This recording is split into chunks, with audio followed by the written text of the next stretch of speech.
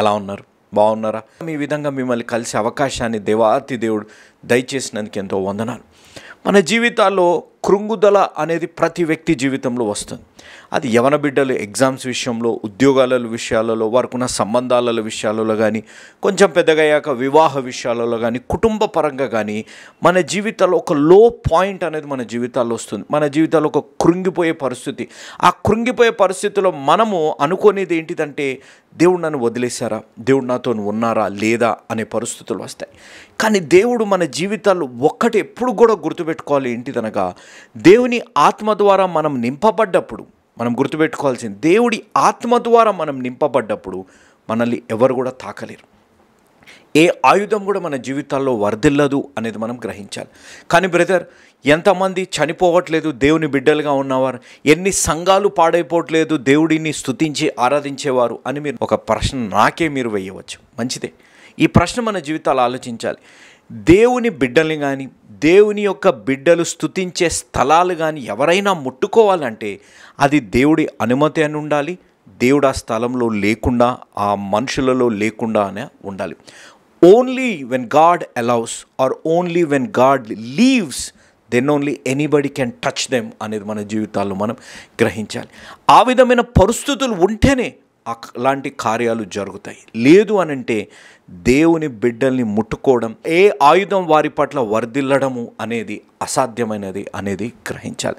ఈరోజు నా జీవితాల్లో ఆ లో పాయింట్లో మనం జీవిస్తుంటే దేవుడు ఒక అవకాశం ఇస్తున్నాడు. నా జీవితాల్లో ఏమి ఎంచుకోవాలి, మనం ఆ విధంగా ఉండాలా, లేకపోతే మనము వెళ్ళిపోవాలి. ఆ పరిస్థితుల్లో మనము ఆ లో పాయింట్లో, ఆ కష్టాలు, ఆ శ్రమలలో మన జీవితాల్లో నా తోడు దేవుడు ఉన్నారు కాబట్టి నేను ఉంటాను, ఏది ఏమైనప్పటికీ నేను ఉంటాను అన్నవారే ఆశీర్వదింపబడతారు, అన్నవారే వారి జీవితాల్లో ఎదుగుతారు.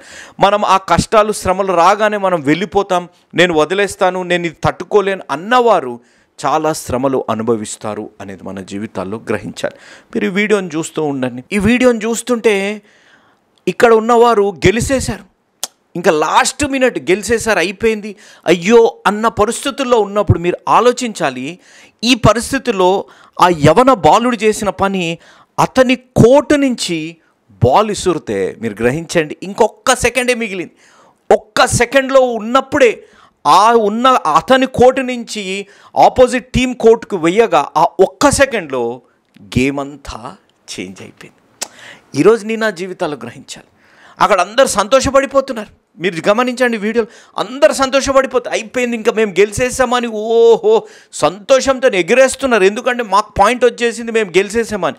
కానీ ఒక్క యవనస్తుడు హీ స్టిక్డ్ ఆ లో పాయింట్లో, ఆ నిరాశకరమైన పరిస్థితుల్లో ఆయన వదలకుండా ఉండి, ఆ పరిస్థితుల్లో ఆయన ఏం చేశాడంటే, ఎప్పుడైతే ఆయన ఉన్న దగ్గర నుంచి వదలకుండా శత్రువు అనగా ఆపోజిట్ టీంలో వేశాడో వారు గెలిచారు. ఈరోజు తమ్ముడు చెల్లమ్మ, నీ లైఫ్లో ఒక లో పాయింట్ ఉంటుండొచ్చు, నీ లైఫ్లో ఒక నిరాశకరమైన పరిస్థితులు నీ జీవితాల్లో వచ్చి ఉండొచ్చు. దేవుణ్ణి వదలకు, ఉన్న స్థలంలో దేవుడి యందు విశ్వాసంగా నువ్వు ప్రార్థించు. ఈ విధంగా లాస్ట్ సెకండ్లో దేవుడిని గేమ్ చేంజ్ చేసి నీ జీవితాన్ని మార్చి అనేకులకు ఆశీర్వాదకరంగా మార్చునుగాక. ఆ కార్యం నీ జీవితాల్లో జరిగేలాగున, నువ్వు ఉన్న దాంట్లో పట్టుదలతో నిలబడు, నీ జీవితాన్ని దేవుడు మార్చులాగున నీ కొరకు ప్రార్థించి, మీ కుటుంబం, తల్లిదండ్రులు కదా బ్రదర్, ఇంకే కుటుంబం, యేసు అనుచరులనే కుటుంబం, మన ప్రియతమన్న జోషన్న గారు స్థాపించిన యేసు అనుచరులనే కుటుంబం మీ కొరకు ప్రత్యేకంగా ప్రతిరోజు 4 పూటలు, ప్రతి శనివారం రోజంతా మీ కొరకు ఉపవాస ప్రార్థనలు చేస్తున్నాం. మీరు మరవకండి, మీరు ఎన్నడూ కూడా మరవకండి. మీ కుమారులం, మీ తోబుట్టులం, మీ స్నేహితులం, మీ కుటుంబ సభ్యులం, మీ తోటి విశ్వాసులుగా ఉన్న జాన్ స్పర్జన్ గారు, భక్త సింగ్ అనే నేను ప్రతిరోజు మీ కొరకు 4 పూటలు, ప్రతి శనివారం రోజంతా ఉపవాస ప్రార్థనలు చేస్తున్నాం. మీ జీవితాలు మారుతాయి. దేవుడి యందు నిరీక్షణతో ఆధారపడి ఉండండి. ఏ పరిస్థితుల్లో ఉన్నా hold it on, stick it on in your లో పాయింట్. దేవుణ్ణి అద్దుకొని మీరు జీవించండి. దేవుడు మీ జీవితాలను మార్చి నిండుగా మెండుగా దీవించునుగాక.